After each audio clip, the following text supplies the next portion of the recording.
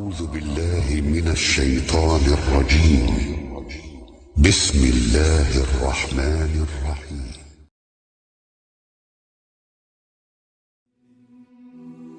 La sincérité et la présence de l'intention en l'islam.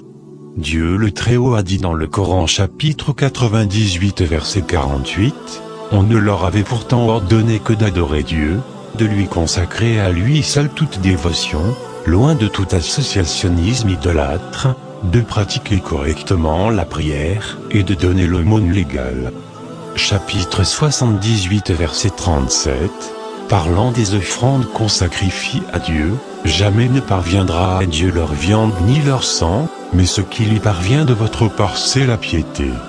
Chapitre 3 verset 29, dit, que vous cachiez ce qui est dans vos poitrines, fort intérieur, ou que vous le montriez, Dieu le sait.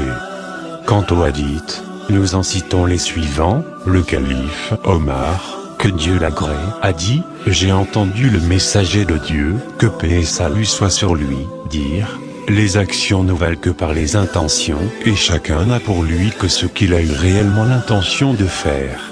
Celui qui s'est exilé par amour pour Dieu et de son messager, son exil est pour Dieu et son messager. Celui qui s'est exilé pour parvenir à des biens de ce bas monde, ou pour épouser une femme, son exil est pour la raison qui l'y a poussé. Raconté par Bukhari et Muslim, la mère des croyantes, Aïcha, que Dieu l'agrée, a dit, le messager de Dieu, que paix et salut soient sur lui, a dit une armée se mettra en marche à la fin des temps, pour détruire la Kaaba. Quand elle sera dans une zone désertique, la terre les engloutira tous, du premier jusqu'au dernier. Elle ajouta, j'ai dit, au messager de Dieu. Comment seront-ils engloutis du premier au dernier, alors qu'il y aura parmi eux leurs subordonnés, qui sont astreints à les suivre, ainsi que des étrangers à eux? Il dit ils seront engloutis du premier au dernier puis ressusciteront chacun selon sa propre intention, raconté par Bukhari et Muslim. Aïcha, que Dieu l'agrée, a rapporté ce hadith. Plus d'exil après la libération de Mamek. Mais il n'y a plus dorénavant qu'une sortie pour la guerre sainte ou pour toute autre bonne intention. Quand on vous appelle au combat, répondez-y. Hadith authentique, cela veut dire qu'on ne s'exile plus de la Mecque, car elle est désormais terre d'islam.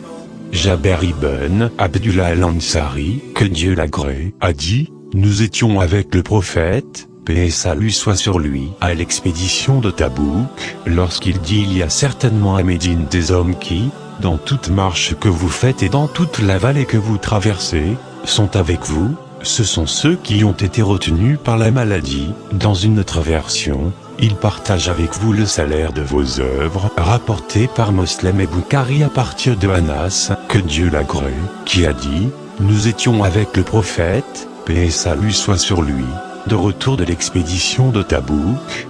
Quand il dit des gens derrière nous à Médine, il n'est pas un sentier de montagne ou de vallée, qu'on parcourt sans qu'il n'y soit avec nous. Abu Yazid Ma'en ibn Yazid al-Akna, que Dieu l'agrée, tous les trois compagnons du prophète, a dit, mon père Yazid avait sorti quelques dinars pour en faire aumône. Il les plaça chez un homme de la mosquée. Je vins alors les prendre, et je suis allé avec les dinars vers mon père. Il dit, par Dieu, ce n'est pas à toi que je l'ai destiné. Je me plaignais auprès du messager de Dieu, que paix et salut soit sur lui, qui dit, toi, Yazid, tu as eu le salaire de ce que tu avais l'intention de faire, et toi, Ma'en, tu n'as pris que ce qui te recevait de plein droit. Rapporté par Bukhari, que Dieu nous donne de bonnes intentions pour œuvrer le bien, pour ne rien manquer de notre prochaine vidéo, veuillez activer la clochette, et à bientôt si Dieu le souhaite.